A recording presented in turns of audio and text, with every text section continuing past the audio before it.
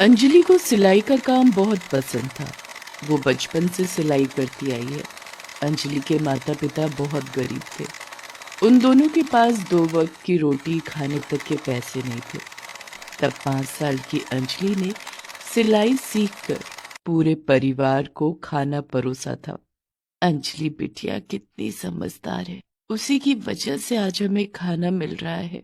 लेकिन अंजलि के माता पिता ज्यादा दिन जिंदा नहीं रहे। एक एक्सीडेंट में दोनों का देहांत हो गया।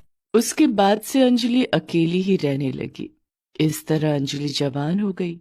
अंजलि बहुत सुंदर थी।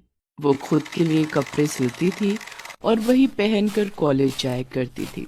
अरे यार, वो देख अंजलि आ रही है। कितनी सुंदर है यार ये। हाँ, और हर रोज कितने सुंदर कपड़े पहनकर आती है ये। मुझे तो बहुत अच्छी लगती है ये लड़की। सभी अंजलि पर फिदा थे, इसीलिए पायल नाम की एक लड़की अंजलि से बहुत जलती थी। इस कॉलेज में सबसे सुंदर और मॉडर्न मैं हूँ, फिर भी सभी लोग सिर्फ अंजलि के पीछे क्यों पागल हैं। पायल का बड़ा भाई राजेश भी उसी कॉलेज में पढ़ता था। अंजलि से उसको प्यार हो गया। अंजलि भी राजेश से प्यार कर बैठी। दोनों के चक्कर के बारे में पूरे कॉलेज को पता चल गया। पायल ने राजेश से कहा, भैया आप इस लड़की से शादी नहीं कर सकते, ये गंवार है। पायल, ये सब बोलकर तू अंजलि का अपमान कर रही है। मैं शादी करूंगा तो सिर्फ अंजलि से ही करूंगा। दोनों भाई बहनों में झगड़ा शुरू हो गया। उस तरफ अंजलि मन लगाकर कपड़े सिलने लगी। वो बचपन से ही बड़े बड़े मॉडल्स की तस्वीर देखती आई है और वो मन ही मन एक फैशन डिजाइनर बनना चाहती है। मेरे पास इतने पैसे नहीं है कि मैं एक फैशन डिजाइनर का कोर्स कर सकूं। जो करना है मुझे ऐसे ही करना है। राजीव अंजलि को बहुत सपोर्ट करता है। अंजलि, तुम बस आगे बढ़ो, मैं तुम्हारे साथ हूँ।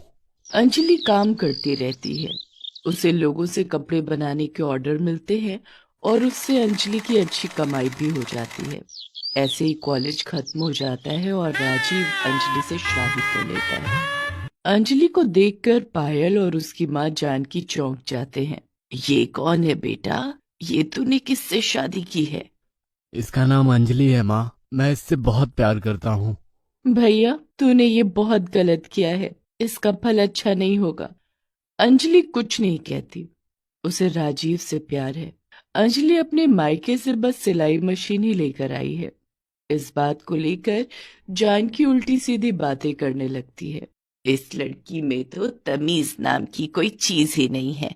अपने मायके से बस एक सिलाई मशीन ले आई है। भला सिलाई मशीन कौन लाता है? इसे कपड़े बनाने का शौक है माँ। यहाँ ये सब नहीं चलेगा। ये बात जानकी ने अंजलि से कह दी। सुनो, अगर तुम्हें यहाँ पर रहना है तो तुम्हें सिलाई छोड़नी होगी और घर के कामकाज में ध्यान देना होगा।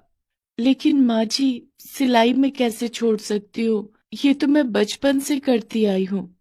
माँ जो कह रही है वो चुपचाप सुनो, नहीं तो निकाल दी जाओगी, समझी? अंजलि को बुरा लगा। उसने ये बात राजीव को बताई। राजीव ने कहा, अभी कुछ मत कहो उन्हें, तुम रात में सिलाई करना, कौन देखने आ रहा है। अंजलि ने वही करना शुरू किया। सुबह से लेकर रात तक वो घर का काम करती रही और रात को बंद दरवाजे के पीछे उसने अपनी सिलाई का काम चालू रखा। जानकी और पायल मिलकर अंजलि से बहुत काम करवाते रहे और छोटी छोटी गलतियों पर भी अंजलि को उल्टी सीधी बातें सुनाने लगे। फिर भी अंजलि सब कुछ सहने लगी। लेकिन एक दिन राजीव ने ऑफिस से लौटकर कहा, अंजलि, काम की वजह से मुझे 1 महीने के लिए बाहर जाना होगा। तो मुझे भी ले चलिए आपके साथ, यहाँ मैं दम घुट घुट कर मर जाऊंगी। लेकिन राजीव अंजलि को नहीं ले जा पाया। जानकी और पायल तो ऐसे ही मौके की तलाश में थे। अब देख बेटी, कैसे अंजलि को परेशान करती हूँ। जानकी ने अंजलि पर अत्याचार शुरू कर दिए। जानकी हर रोज अपनी सहेलियों को बुलाने लगी। बहू, आज मेरी 5 सहेलियां आने वाली हैं, उन सब के लिए खाना बनाओ। अंजलि खाना बनाने लगी और पायल ने चुपके से खाने में बहुत ज्यादा लाल मिर्च डाल दिया। खाना खाकर सभी गुस्सा हो गए। जानकी, तेरी बहू को तो खाना बनाना भी नहीं आता है क्या? हाँ, हम लोगों को मारने पर तुली है तेरी बहू। जानकी की चारों सहेलियों ने अंजलि का अपमान किया, लेकिन एक सहेली ने कुछ भी नहीं कहा। कौशल्या, तू क्यों चुप है? जानकी, गलती तो सबसे होती है, इसमें इतना उल्टा सीधा कहने वाली क्या बात है? कौशल्या अच्छी है, उसे अंजलि पर दया आई। अंजलि रसोई में जाकर रोने लगी। कौशल्या बाथरूम जाने का बहाना करके रसोई में गई और अंजलि को समझाने लगी। रो मत अंजलि, जानकी ऐसी ही है। अंजलि ने रोते हुए उसके सपने के बारे में बता दिया। मुझे सिलाई करना बहुत अच्छा लगता है, लेकिन माँ जी मुझे करने ही नहीं देती। मुझे फैशन डिजाइनर बनना है। अरे, ये तो बहुत अच्छी बात है। मेरी बहू इसी इंडस्ट्री में है, मैं आज ही उससे तुम्हारी बात करवाती हूँ। ये सुनकर अंजलि खुश हो गई। रात को कौशल्या की बहू नेहा ने अंजलि को कॉल किया। यहाँ अगले ही महीने एक फैशन शो है, तुम उसमें भाग ले सकती हो। उसके लिए तुम्हें एक अच्छा सा ड्रेस बनाकर लाना होगा। अंजलि को उसका सपना सामने दिखने लगा। अंजलि काम पर लग गई। वो रात को जगकर ड्रेस बनाने लगी, इसीलिए उसे घर के काम करते हुए नींद आने लगी। ये देखकर पायल को शक हुआ।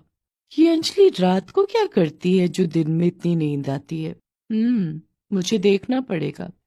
पायल ने रात को खिड़की से झांककर सब कुछ देख लिया और घर में जैसे तूफान आ गया। पायल और जानकी जबरदस्ती अंजलि के कमरे में घुस आए। ये क्या कर रही हो तुम? मैंने कहा था ना कि यहाँ ये सब नहीं चलेगा। ये बोलकर जानकी ने अंजलि की सिलाई मशीन तोड़ डाली। अंजलि रो पड़ी। ये क्या किया आपने? ये सिलाई मशीन ही तो मेरा सब कुछ था, आपने इसे तोड़ दिया। हाँ, अब तुम्हें तोड़ने की बारी है। ये बोलकर जानकी ने अंजलि को घर से निकाल दिया। अंजलि रोती हुई चल पड़ी। अब मैं क्या करूं? कहाँ जाऊं मैं? वो भी तो घर पर नहीं है।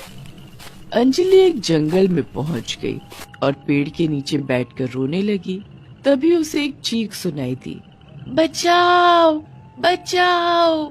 अंजलि ने ये चीख सुनकर इधर उधर देखा तो उसे एक पंछी जख्मी होकर जंगल में पड़ी हुई दिखी। अंजलि उसके पास गई।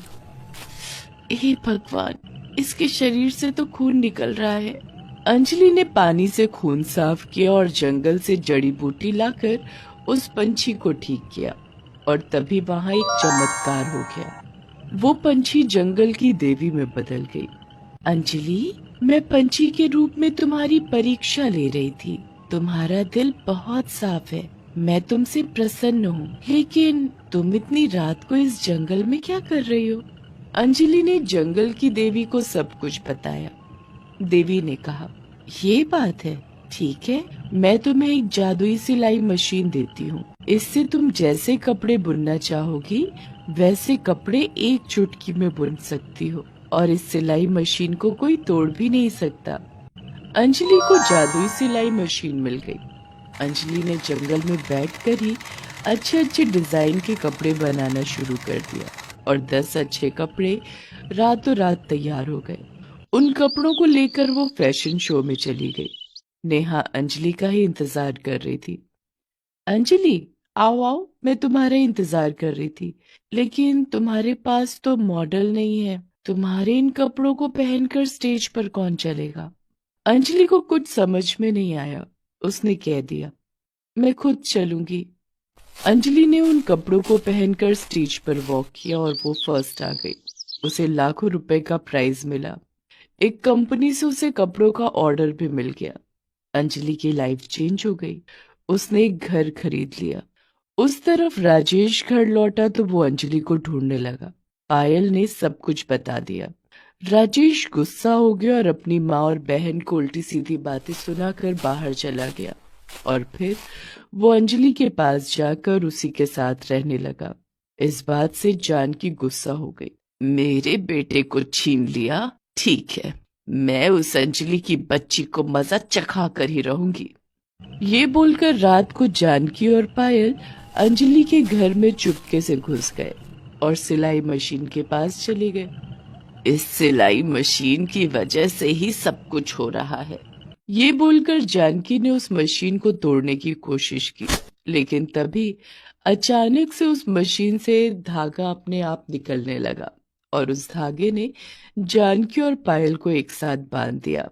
बचाओ, हमें बचाओ, बचाओ, बचाओ। अंजलि और राजेश वहां पर चले आए और चोरी छुपे घर में घुसने के जुल्म में दोनों को पुलिस के हवाले कर दिया। और इसके बाद अंजलि राजेश के साथ खुशी खुशी रहने लगी।